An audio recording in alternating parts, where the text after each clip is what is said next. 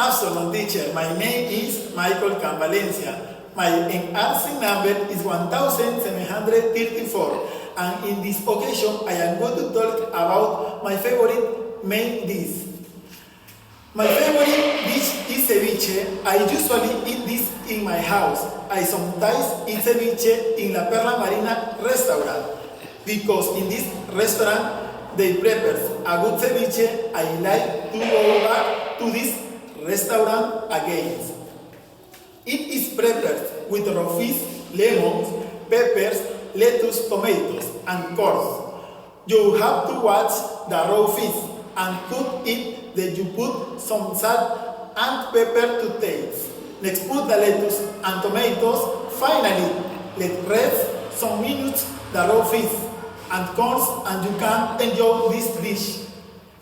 Sometimes you put lettuce, leaves, sweet potatoes, and some cancha and onions.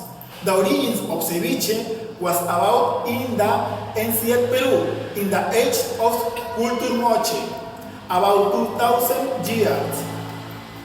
Other popular dishes in Peru are tiradito, ceviche mixto, and the famous milk of Styria. When I go to a restaurant, I always eat one of these delicious dishes.